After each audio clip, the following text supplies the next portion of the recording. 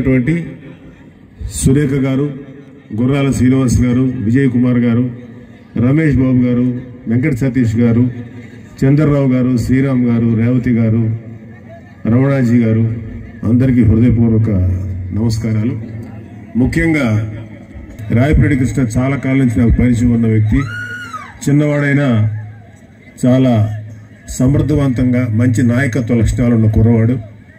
ఇలాంటి కుర్రవాళ్ళకి జనసేనలో అద్భుతమైనటువంటి భవిష్యత్తు ఉంటుంది. సో మిమ్మల్ని అందరినీ మనస్ఫూర్తిగా అభినందిస్తున్నాను. ముఖ్యంగా యువతని, మన సోదరులందరినీ మనస్ఫూర్తిగా అభినందిస్తున్నాను. ఎందుకంటే ఇవాళ జనసేనకి 2014 నుంచి వెన్నుదన్నుగా ఉన్నది మీరే. మీ మీద ఇంకొక 5-6 ఏళ్ళు ఉన్న వాళ్ళు. ఇవాళ జనసేనకి బలం అన్నీ మీరే. సో మీకు ఫస్ట్ ప్రయారిటీ యూత్కి ఇవ్వాలనేది మన పవన్ కళ్యాణ్ గారి యొక్క ఆశయం. సో అంటే మాడుగులో మాకు కొత్త కాదు. మా నాన్నగారు ఎక్సైజ్ డిపార్ట్మెంట్లో పనిచేస్తున్నప్పుడు మాడుగుల ప్రాంతంలో ఒక 6 నెలలు ఇక్కడ ఉద్యోగం చేయాల్సి వచ్చింది. చేశారు కూడా. ఇక్కడ మా నాన్నగారు ఇక్కడ ఎంప్లాయీగా పనిచేశారు, ఎక్సైజ్ డిపార్ట్మెంట్ ఇన్స్పెక్టర్గా. సో ఇక్కడ ఉన్న పరిస్థితులు ఆ రోజుల్లోనే మా నాన్నగారు చెప్పేవాళ్ళు. సో ఇక్కడ పరిస్థితులు ఆ రోజుల్లోనే మా నాన్నగారు అక్కడ సరైనటువంటి సదుపాయాలు లేవు, సరైనటువంటి లివింగ్ అట్మాస్ఫియర్ లేదు, అంటే మనిషి కరెక్ట్గా ఉండటానికి సరిగ్గా లేదని చెప్పి మా నాన్న చెప్తున్నప్పుడు మనకి ఓకే బాగా వెనకబడిన ప్రాంతం అని మా నాన్నగారు చెప్పారు. సో అది ఇంకా మా మైండ్లో ఉంది. ఈ రోజుకి కూడా నాకు గుర్తుంది. ఇక్కడ సమస్యల గురించి తీస్తే ఇంకా చాలా స్టడీ చేయాలి. ఎంత స్టడీ చేస్తామంటే ఈ మండలాలు, అంటే నాకు ఈ మాడుగుల మండలం, దేవరాపల్లి, కోటపాడు, చీడికాడ, ఈ మండలాల యొక్క అభివృద్ధిని ఎలా చేయాలి, అలాగే ఇక్కడున్న ప్రాబ్లమ్స్ని ఇంకొంచెం డీపర్ లేయర్లో స్టడీ చేయాలి.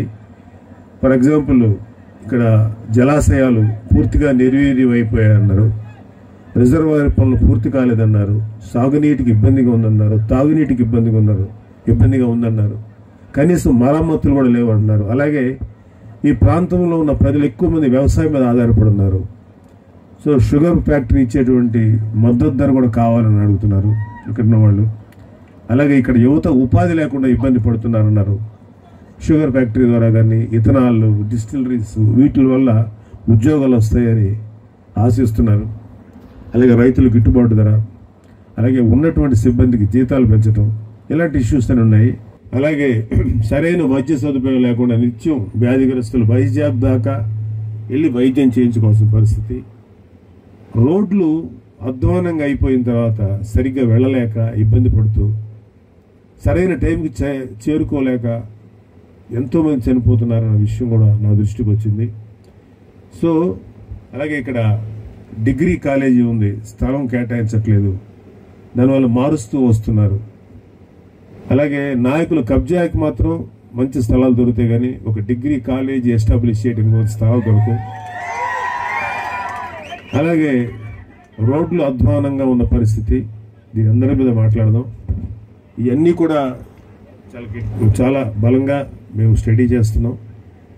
ఇక్కడ ఇష్యూస్ని మనసులో పెట్టుకో. ఎందుకంటే ఇవాళ జనసేన ముందుకు వచ్చింది, మనం టీడీపీతో కలిసి యుద్ధం చేస్తున్నాం. ఈ యుద్ధం చేసే ప్రాసెస్లో మన ప్రజలకి ఎంతవరకు న్యాయం చేయగలం, సామాన్య మానవుడికి, సామాన్యమైన మనుషులకి, పేదవారికి ఎంతవరకు ఉపయోగపడగలం. అంతేగాని టెంపరీ ప్రాఫిట్స్ కోసం, ఒక తాత్కాలిక బెనిఫిట్స్ కోసం, అడ్డగోలుగా ప్రజల మీద పడి సంపాదించడం కోసం, ఇలాంటి వాటి కోసం పవన్ కళ్యాణ్ గారు రాలేదు. అలా సంపాదించే వ్యక్తి అయితే తనకున్నటువంటి జీవితాన్ని, 25 సంవత్సరాల వయస్సుని ఇప్పుడు దాకా ఆయన త్యాగం చేశారు. మీకు తెలుసా 25 సంవత్సరాల కుర్రోడు ఎలా ఉంటాడో? 25 సంవత్సరాల్లో హ్యాపీగా ఎంజాయ్ చేస్తారు. తను పైగా సినిమా ఆర్టిస్ట్, ఎంతో పేరున్న వ్యక్తి. ఒక టైంలో అయితే ఇప్పటికీ కూడా ఆయనంత పాపులారిటీ ఉన్న వ్యక్తి లేరు. ఆ పేరు చెప్తేనే జనాల్లో ఒక రకమైన వైబ్రేషన్ క్రియేట్ అవుతుంది. అలాంటి వ్యక్తి మీ అందరి ముందు ఏమైతే మీరు చూస్తున్నారో అదే నిజం. మీ ముందు ఒకలాగా, మీ వెనక ఒకలాగా ప్రవర్తించే వ్యక్తి కాదు. సాధారణమైన జీవితం గడుపుతూ అత్యంత సాధారణంగా ఉంటూ నిత్యం ఈ రాష్ట్రం యొక్క బాధ్యత తీసుకున్న వ్యక్తి. ఒక కుటుంబానికో, ఒక ఊరికో, ఒక వీధికో, ఒక జిల్లాకో, లేకపోతే ఒక నియోజకవర్గానికో బాధ్యత తీసుకున్న వాళ్ళు నిజంగా చాలా గొప్పవాళ్ళు. కానీ ఒక రాష్ట్రానికి బాధ్యత తీసుకోవటం అంటే అది సామాన్యమైన విషయం కాదు, చాలా గొప్ప విషయం. ఎంతో మందితో మాట్లాడాలి, ఎంతో మంది యొక్క సమస్యలు పరిష్కరించగలగాలి. మేము బాధపడేది ఎక్కడంటే 2019లో మాకు అంటే మా పవన్ కళ్యాణ్ గారికో లేకపోతే ఆ రోజు నిలబడినటువంటి మా అభ్యర్థుల్లో కొంతమందినైనా గెలిపించుంటే, కనీసం పవన్ కళ్యాణ్ గెలిపించుంటే ప్రజల గళాన్ని శాసనసభలో అద్భుతంగా వినిపించేవాడు, మీ సమస్యల మీద పోరాడేవాడు. అయినా సరే వెనకంచట్లేదు, వెనకుండినా సరే, ఓడిపోయినా సరే పబ్లిక్లోకి వచ్చి పోరాడుతున్నారు. మీకు తెలుసో తెలీదు, మొట్టమొదటిసారి పవన్ కళ్యాణ్ గారు ఓడిపోయినప్పుడు ఓటమి తాలూకు పెయిన్ ఎలా ఉంటుందో మీరందరూ అనుభవించుంటారు. ఎందుకంటే మీరందరూ కూడా జనసేనలో ఉన్న వాళ్ళు చాలామంది ఉన్నారు. ఈరోజు ఓటమి తాలూకు పెయిన్ ఎలా ఉంటుందో మీకు తెలుసు, మాకు ఇంకెంత పెయిన్ ఉంటుందో అర్థం చేసుకోండి. ఆ పెయిన్ని కరెక్ట్గా ఇంకొక నాయకుడైతే యూజువల్గా ఎన్ని రోజులు పడుతుంది ఆ పెయిన్ నుంచి రావడానికి? ఫర్ ఇన్ఫర్మేషన్ చెప్పండి, ఒక రోజా, 2 రోజుల, 1 మంత్, మేబీ ఒక నెల, 15 రోజులు. కరెక్ట్గా 15 నిమిషాల్లో ఆ ఆలోచనలోంచి బయటకు వచ్చి తిరిగి ప్రజలకు ఇంకా ఏమి చేయాలని ముందుకు వచ్చినటువంటి నాయకుడు అది. అంటే ఆ రోజు ఎందుకు ఓడిపోయాం మేము అనేదానికి మేమేమి ఇప్పుడు ఆలోచించట్లేదు. ఎందుకంటే ఆ రోజు ఏదో ఒక విధంగా జరుగుతుంది ఓటమి అనేది. ఎన్నో కారణాలు ఉంటాయి. తండ్రి గారు ఎంతో గొప్ప సేవ చేశాడు, మనకి ఆరోగ్యశ్రీ ఇచ్చాడని చెప్పి ఆ కొడుకుని గెలిపించారు. అంటే ఆ రోజుల్లో ప్రజలు ఎలా ఉన్నారంటే, మన ఇంట్లో పిల్లలు ఏమైపోయినా పర్లేదు, రాజశేఖర రెడ్డి గారి అబ్బాయి అని చెప్పి గెలిపించారు. ఓకే, మంచిది, గెలిపించండి. ఒక్కసారి మీ పిల్లలను చూడండి, మీ పిల్లల భవిష్యత్తు చూడండి, మీ పిల్లల జీవితాలు ఎలా కావాలని కోరుకుంటున్నారో, ఎలా అద్భుతంగా ఉండాలని కోరుకుంటున్నారో చూడండి. వాళ్ళని చూసి ఇప్పుడైనా పవన్ కళ్యాణ్ గారికి ఓటేయండి. వాళ్ళని చూసేయండి, మమ్మల్ని చూసుకోండి. మా కన్సర్న్ యూత్, తద్వారా మీ ఎవరైతే పెద్దవాళ్ళు ఉన్నారో మీ మనవాళ్ళు, మనవరాళ్ళు, మీ బిడ్డలు, వీళ్ళది చాలా చాలా ఇంపార్టెంట్ మాకు. అంటే పవన్ కళ్యాణ్ గారు ఎంత గొప్పగా ఆలోచిస్తారంటే, నిన్నటికి నిన్న మాకు ఒక సైలెన్స్ ప్లీజ్, నిన్నటికి నిన్న ఒక న్యూస్ అయిపోయింది. మాకు జనసేనలో ఉండే క్రియాశీలక కార్యకర్తల తాలూకు ఇయర్లీ మెంబర్షిప్ అయిపోతే వాళ్ళకి ఇన్సూరెన్స్ రాదు.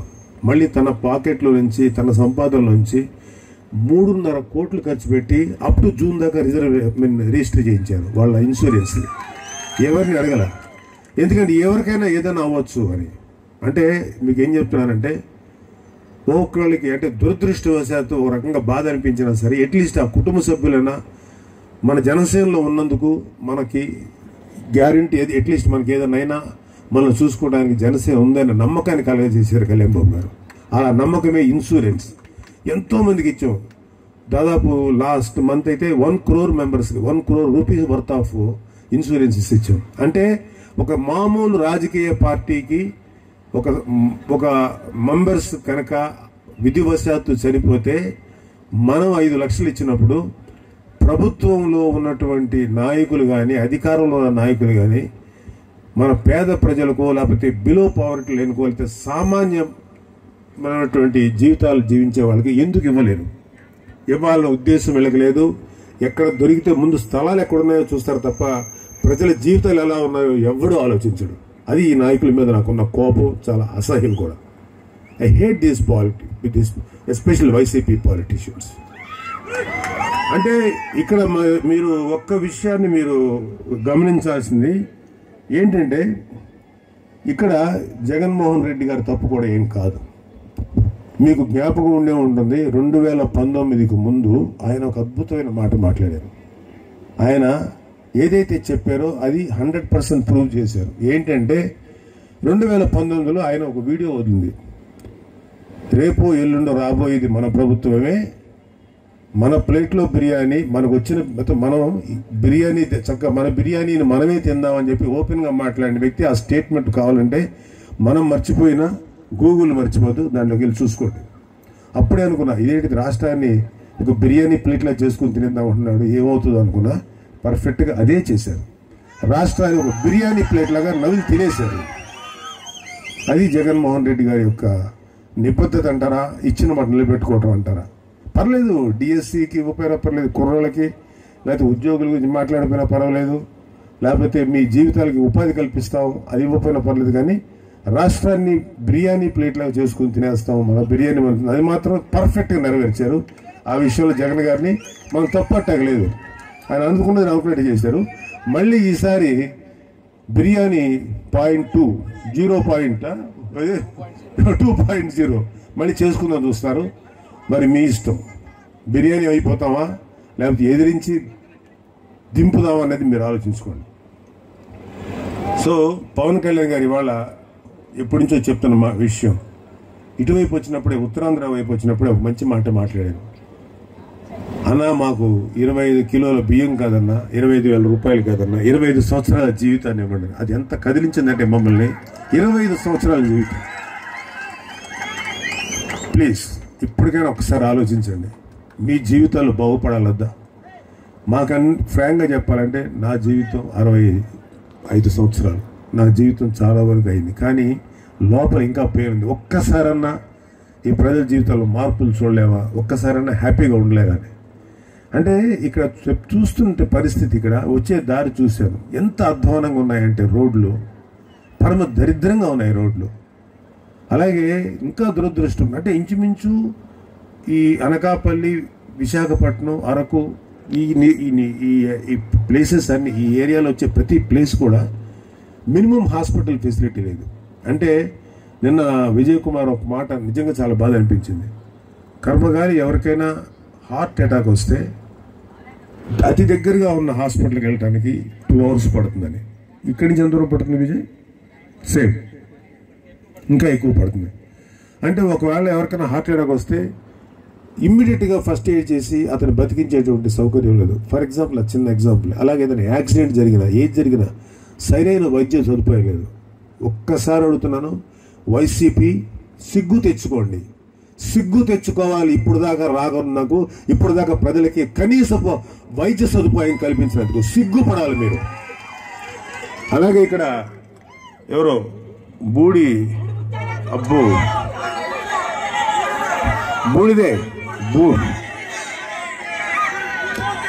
ముత్యాల నాయుడు అనే వ్యక్తి పంచాయతీరాజ్ శాఖ ఉన్నాడు, ఉప ముఖ్యమంత్రిగా ఉన్నారు. ఏం చేశారు మీరు? రోడ్లు బాగు చేశారా? ఏమీ చేయలే.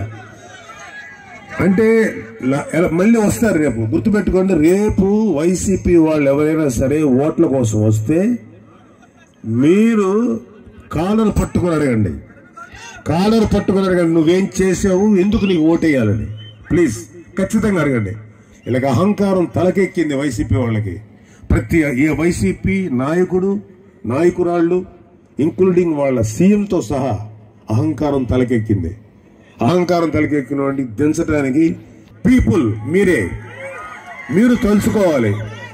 మీరేమి రోడ్ల మీదకి వచ్చి యుద్ధాలు చేయక్కర్లేదు, కొట్లాడక్కర్లేదు. బ్యాలెట్ పేపర్ మీద పవన్ కళ్యాణ్ లాంటి ఒక నిజాయితీ పరుడికి ఓటు గుద్దండి, లేదా జనసేన అలయన్స్ టీడీపీలకు ఓటు గుద్దండి. మీ జీవితంలో మంచి మార్పు రాకపోతే నన్ను అడగండి. ప్లీజ్ ఈ ఒక్క విషయం మాత్రం మీరు బిలీవ్ చేయండి. ఎందుకంటే ఇక్కడ ముఖ్యంగా మన రాష్ట్రంలో లా అండ్ ఆర్డర్ పరిస్థితి అతి దారుణంగా ఉంది. ఎంత దారుణంగా ఉందంటే, ఆ రోజు కళ్యాణ్ బాబు గారు చెప్పారు ఒకసారి, 35,000 మంది ఆడపిల్లలు మాయమైపోయారని, మహిళలు. అంటే ఆలోచించండి, మన చుట్టుపక్కల మన చెల్లెళ్ళు, మన అమ్మలు మన దగ్గర ఉంటే హ్యాపీ, కానీ ఒక్కొక్కళ్ళు ఒంటరి మహిళలు ఉన్నారు, లేకపోతే మన ఆడబిడ్డలు స్కూళ్ళకు లేకపోతే కాలేజీలకు ఉద్యోగాలకు వెళ్తారు. అలాంటి వాళ్ళు 35,000 మంది, తిరిగి 10,000 మంది వచ్చిన 25,000 మంది ఆచూకీ ఇంతవరకు తెలియలేదు. ఒక్కసారి వాళ్ళ ఇళ్లలోకి వెళ్ళి వాళ్ళ తల్లిదండ్రుల ప్లేస్లో ఆలోచించండి, వాళ్ళ బ్రదర్స్ ప్లేస్లో, సిస్టర్స్ ప్లేస్లో ఆలోచించండి. వాళ్ళు ఏమైపోయారో తెలియదు, చనిపోయారో తెలియదు, బతుకున్నారో తెలియదు. ఇంకా ఒక దారుణమైన మాట ఏంటంటే, ఆర్గాన్ మాఫియా కూడా బలైపోయి ఉండొచ్చు. అంటే శరీరంలో ఉండే ఆర్గాన్స్ని తీసుకొని చేసే మాఫియా కూడా చాలా మందిని మాయం చేస్తారు. క్లెయిమ్ చేసేవాళ్ళు లేరు, పోలీస్ స్టేషన్కి వెళ్తే పట్టించుకునే వాళ్ళు లేరు. లా అండ్ ఆర్డర్ ఎంత అధ్వానంగా తయారైందంటే పరమ దరిద్రంగా తయారైందని చెప్పాలి. ఇంత దారుణంగా తయారైంది. పోలీసులకి చేతులు కట్టేశారు, కళ్ళు మూసేశారు. చెప్పింది రోబోట్స్ లాగా చేయటం తప్ప పోలీసులు కూడా ఏమి చేయలేరు. వాళ్ళకి శక్తిని ఇవ్వాలి, వాళ్ళకి బలాన్ని ఇవ్వాలి, లా అండ్ ఆర్డర్ని ఖచ్చితంగా అమలు చేసేటువంటి శక్తిని ఇవ్వాలి. ఒక్క విషయం చెప్తాను, రేపు పొద్దున జనసేన టీడీపీ అలయన్స్ వచ్చిన తర్వాత ఒక మంచి ప్రభుత్వం, అందులో పవన్ కళ్యాణ్ గారు అతి ముఖ్యమైన భూమికను పోషించబోతున్నారు. అలాంటి టైంలో లా అండ్ ఆర్డర్ ఎంత టఫ్గా ఉంటుందంటే అక్కడ నాగబాబు అనేవాడు తప్పు చేసినా తన్ని లోపల వేస్తారు, అంత స్ట్రిక్ట్గా ఉంటుంది జనసేన. అయినా సరే తప్పు చేసింది అన్నైనా తమ్ముడైనా ఎవరైనా సరే మెళ్ళ వంచి తన్ని లోపలేస్తారు. అది మాకు, అది మేము ఇవ్వాల్సినటువంటి పోలీసుకి ఇవ్వాల్సిన గౌరవం. సో ఇలాంటి లా అండ్ ఆర్డర్ అంటే మన హోమ్ మినిస్టర్ అన్న మాటలు ఒకసారి ఎగ్జాంపుల్ చెప్తాం. రేప్ అయిపోతే వాళ్ళు ఏదో సడన్గా పాపం అప్పులు వసూలు చేయగలి కోపంలోనూ ఆవేశంలో రేప్ చేశారని చెప్పి అది ఒక అసలు బ్రెయిన్ లేకుండా మాట్లాడింది ఆవిడ. ఎవరైనా ఇళ్ళకి రేప్ చేస్తే సింపతి రేప్ చేసిన వాళ్ళ మీద సింపతి చూపిస్తుంది. రేపుకు గురైనటువంటి మహిళ, అదే అత్యాచారానికి గురైనటువంటి మహిళ, ఆవిడ గురించి ఆలోచించట్లా. అలాగే ఆడపిల్లలకి భద్రత లేకుండా ఉందండి, బయటికి వెళ్తే ఆ పిల్లల్ని ఏం చేస్తున్నారు అని భయపడుతున్నారు. మొన్న మధ్యన వైజాగ్లో కూడా ఆడపిల్లల్ని స్కూళ్ళకి పంపించడం మానేస్తారు. బయటికి వెళ్ళిన ఆడపిల్లలు ఏమైపోతారని అదొక విజువల్ దొరికింది మా కళ్ళ ముందే. ఒక అమ్మాయిని ఇట్లా బయట పడుకొని ఉంటారు మన విలేజెస్లో, పల్లెటూరులో, కొన్ని చోట్ల. మా కళ్ళ ముందే ఒక అమ్మాయిని తీసుకెళ్ళిపోతున్నారండి, ముసుగేసి మాకు భయం వేసినప్పటి నుంచి అసలు మా తల్లిదండ్రులు అయితే మళ్ళీ స్కూల్ కూడా పంపించట్లేదని ఆడపిల్లలు బాధపడతారు. అంత అధ్వానంగా తయారైంది.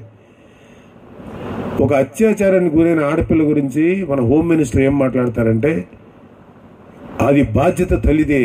ఒక ఆడపిల్ల అత్యాచారానికి గురైతే బాధ్యత తల్లిదే అనేటువంటి బాధ్యత రాహిత్యమైనటువంటి ప్రకటన చేశారు.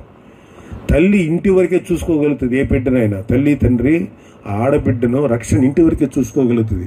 ఆడబిడ్డ బయటికి వెళ్ళి ఉద్యోగం చేయాలంటే అది ప్రభుత్వ బాధ్యత, పోలీస్ బాధ్యత, అది పోలీసులు చేయాల్సిన బాధ్యత.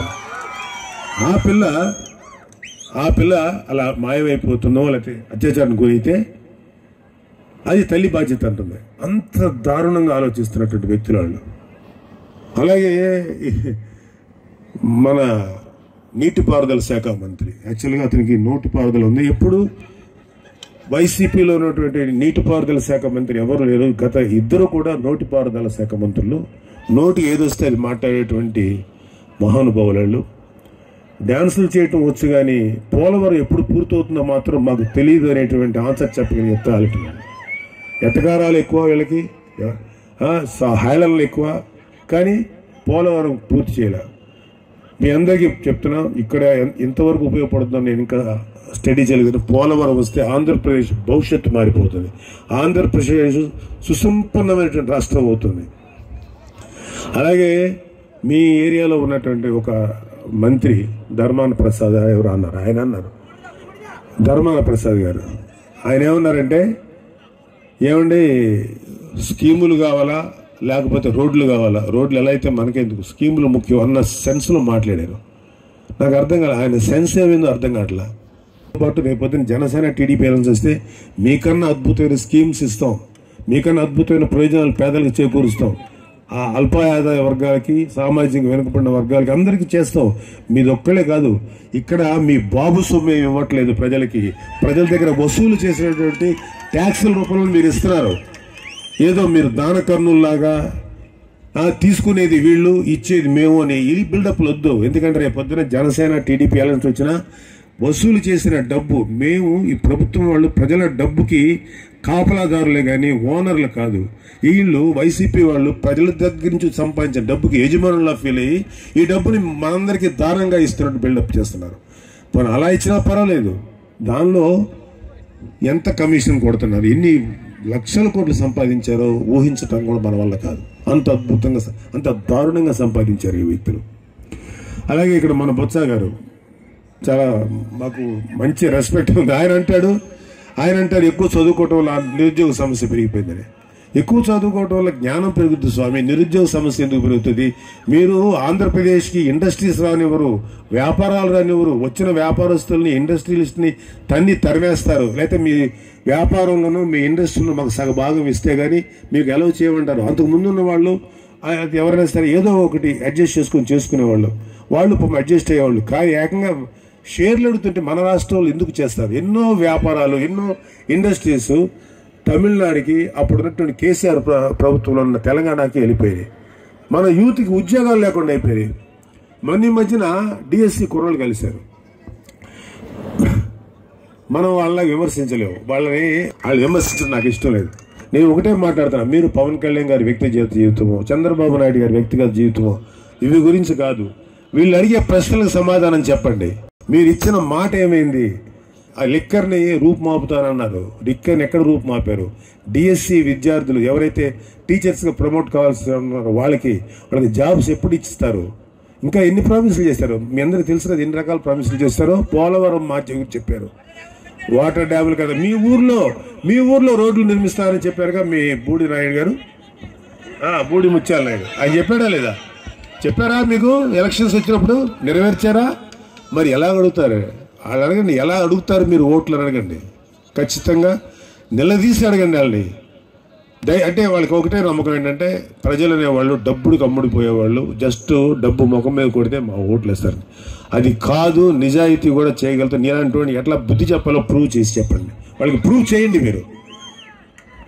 డెఫినెట్గా రాబోయేది జనసేన టీడీపీ అలయన్స్ ప్రభుత్వం. రేపొద్దున ఇక్కడ మాడుగుల్లో ఎవరైనా అభ్యర్థి అయి ఉండొచ్చు. మనందరికీ ఏంటంటే న్యాయం ఏంటంటే మనం ఇక్కడ చాలామంది నాయకులు ఉన్నారు. కృష్ణ లాంటి ఇంకా చాలా మంచి భవిష్యత్తు ఉంది. అలాగే ఎంతోమంది నాయకులు ఉన్నారు, అలాగే వేరే కమ్యూనిటీస్ నాయకులు ఉన్నారు, ఎంతోమంది ఉన్నారు. కానీ ఇక్కడ బోల్డ్ అన్ని పర్మిటేషన్స్ అండ్ కాంబినేషన్స్లో ఆలోచించి ఎవరో ఒక వ్యక్తికి ఇస్తారు. ఆ వ్యక్తికి మాత్రం మన జనసేనలో అందరూ చేయాలి. మనం ఇక్కడ చేస్తేనే ఎక్కడైతే జనసేన అభ్యర్థులు నిలబడ్డారో అక్కడ వాళ్ళు కూడా చేస్తారు. ఇది ఒక చిన్న అవగాహనతో కూడినటువంటి విషయం. ఎందుకంటే ఇక్కడ ఒక చోట మనం గెలిచి ఇంకో చోట ఓడిపోవటం, అన్ని చోట్ల గెలవాలి. ప్రెసిడెంట్ గారు ఒక మాట చెప్పారు మన పవన్ కళ్యాణ్ గారు, 98% స్ట్రైకింగ్ రేట్ సంపాదించాలి, అది మన ధ్యేయం అన్నారు. అంటే జనసేన ఎక్కడైతే నిలబెడుతుందో అభ్యర్థుల్ని ప్రతి ఒక్కళ్ళు గెలవాలి. ఆ దిశగా మీరు ప్రయత్నించండి, మీరు కృషి చేయండి, మీరు సహకరించండి. అలాగే అలయన్స్ గవర్నమెంట్, అలయన్స్ ప్రభుత్వం అంటే రాబోయే అలయన్స్ ప్రభుత్వం, అలయన్స్ చేసినటువంటి ఈ పార్టీస్ జనసేన టీడీపీ ఎక్కడైతే అభ్యర్థులు నిలబడుతుందో వాళ్ళందరినీ గెలిపించండి. వాళ్ళందరం గెలిస్తేనే వీళ్ళకి బుద్ధి చెప్పగలం.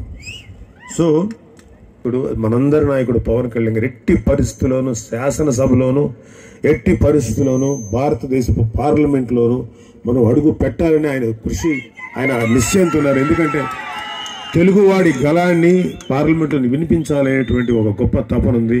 తెలుగువాడి సమస్యల్ని అడ్రస్ చేయాల్సిన బాధ్యత మనందరి మీద ఉంది. సో ఆయన అంత నిశ్చయంగా ఉన్నప్పుడు ఆయన వెనక మనందరం నడుద్దాం. జనసేన టీడీపీ అలయన్స్ గెలిపించుకుందాం. జై జనసేన, జై హింద్.